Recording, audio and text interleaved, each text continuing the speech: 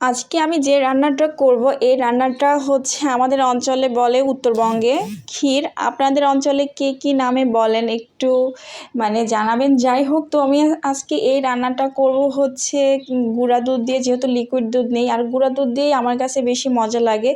বেশ খানিকটা পানি হালকা গরম হয়ে আসলে এর মধ্যে গুঁড়া দুধ মিক্স করে দিলাম হাফ কাপের মতো। তার মধ্যে দারুচিনি, ছোটো এলাচ, বড় এলাচ, তেজপাতা, লবঙ্গ, যা যা লাগে সব কিছু উপকরণ, গরম মশলার আইটেম যা যা লাগে সব কিছু দিলাম।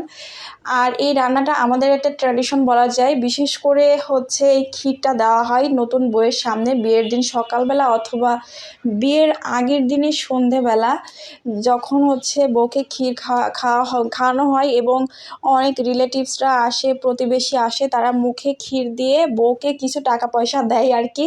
এটা একটা মজা। তো এই সময়টাতে এই ক্ষীরটা আমাদের অঞ্চলে রান্না করা হয়ে থাকে।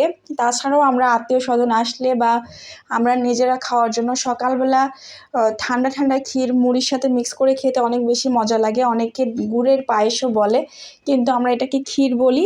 তো যাই হোক, এই রান্নাটা কিন্তু অনেক বেশি মজার হয়।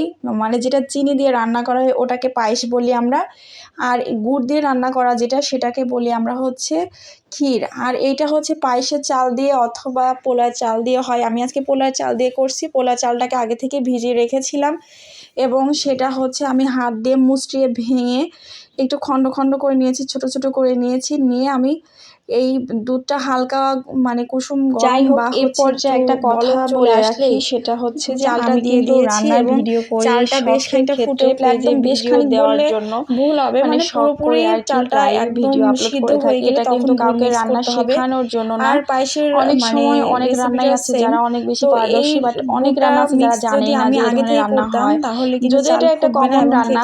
আমার অনেক রান্না আছে যারা হচ্ছে ভিডিও অনেক বেশি আপলোড করে না, যাদের পেজ নাই, তারপর দেখা যায় তারা অনেক কিছুই রান্না করতে পারে। আমি রান্না করি, আমি সব থেকে তো যাই হোক, কোনো কিছুরই শেখার শেষ নাই। তো আপনারা অনেক সময় ভিডিও দেওয়ার পরে অনেকেই একদম শিক্ষক হয়ে জানে না, কেউ বেশি বড় চেয়ারম্যান মেম্বার হয়ে যান যে অঞ্চল থেকে, আবার অনেক মানুষ আছে রান্না দেখার পরে বিভিন্ন রকমের টিপস দিতে আসেন, সেটা ভালো কথা যে হচ্ছে রান্না হয় না, এটার মধ্যে এটা দিলে ভালো হতো। আসলে সবথেকে বড় কথা হচ্ছে যে রান্নার ধরন কিন্তু এক এক রকম, এটা তো আপনারা বোঝার কথা। আপনি যেভাবে রান্না করেন সেভাবে তো আমি নাও করতে পারি, বাট আমি যেভাবে করি আবার আপনিও না করতে পারেন, এটাই স্বাভাবিক। তার কারণ হচ্ছে আমরা এক এক জায়গায় রান্না ধরন আলাদা হলেও আপনার খাবারের টেস্ট অনেক সুন্দর হতে পারে, বা আমারটা অনেক বেশি মজা হতে পারে। খাবারের টেস্ট যদি রান্নার ধরন তাহলে তো আলহামদুলিল্লাহ, কিন্তু আপনারা এসে এটা এইভাবে দেওয়া উচিত ছিল, এটা এইভাবে দেওয়া, যেমন ইলিশ মাছের রেসিপি করলে পেঁয়াজ দেওয়া যাবে না, অনেক কাহিনী গেছে। তো যাই হোক, আমি এই পর্যায়ে কিছু বাদাম কিশমিশ বাদামগুলো আগে ভেজানো, বাদামটাকে আগে থেকে ভিজিয়ে রেখে খোসা ছাড়াবো মনে ছিল না, তো ওইভাবে দিয়েছি, এভাবে কিন্তু খারাপ লাগবে না। তো যাই হোক, ভালো লাগলে একটু শেয়ার করবেন, ধন্যবাদ। যাই হোক।